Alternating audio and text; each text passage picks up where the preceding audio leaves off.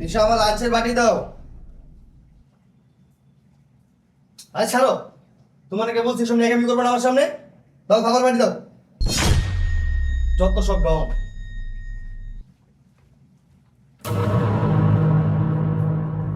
পারবেশ, বাসার টুকিটাকি বাজার শেষ, চলো নিচে থেকে বাজার নিয়ে আসি। আচ্ছা ঠিক আছে, তুমি চেঞ্জ করে আসো, আমরা নিচে যাচ্ছি। চেঞ্জ করব কেন? আমরা কি ঘুরতে যাইতেছি? আমরা তো নিচে বাজারে যাইতেছি। তাহলে আমার মানি ব্যাগ থেকে টাকা নিয়ে তুমি যাও। এইমাত্র না বললা তুমি আমার সাথে যাবা? না আমি যাবো না, তুমিই যাও। তুমি তো বসেই রইছো, তুমি তো কোনো কাজ করতেছো না, তাহলে আমার সাথে চলো।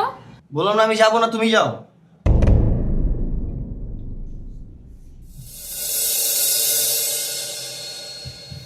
তিশা আমার লাঞ্চের বাটি নিয়ে আসো। পারবেশ, আজকে অফিসে না গেলে হয় না? আমার না ভালো লাগতেছে না, চলো না কোথাও একটু ঘুরে আসি। হাত ছাড়ো। ঘুরতে আসে, আয়নায় যায় নিজের চেহারা দেখো। দাও বাটি দাও। তুমি আমার সাথে খারাপ ব্যবহার কেন করতেছো? ইদানিং দেখতেছি তুমি আমাকে সহ্যই করতে পারতেছো না, আমার দোষটা কি?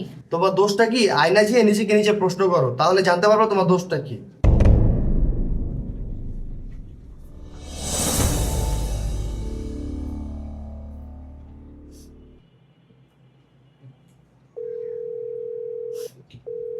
হ্যালো মা। কিরে তুই কাঁদতেছিস কা? কি হইছে? মা, কয়েকদিন যাবত তোমার জামাই আমার সাথে অনেক খারাপ ব্যবহার করে, আমাকে সহ্যই করতে পারে না। আমার মনে হয় ও অন্য কোনো মেয়ের প্রেমে পড়ছে। তুই বিয়ের আগে কত সুন্দর করে সাজ্জা মাইজা থাকতি, আর বিয়ে হওয়ার পরে বাসার একটা কাজের বুয়ার মতো থাকোস, তাহলে ওর মন মানসিকতা নষ্ট হইবই। তুই একটু ঘরের মধ্যে থাকলে একটু সাজ্জা মাইজা থাকতে পারোস না? মা, আমি বুঝতে পারছি, আচ্ছা ঠিক আছে রাখি।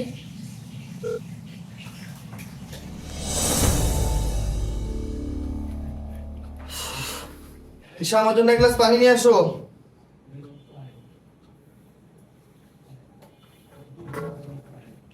এই নাও তোমার পানি।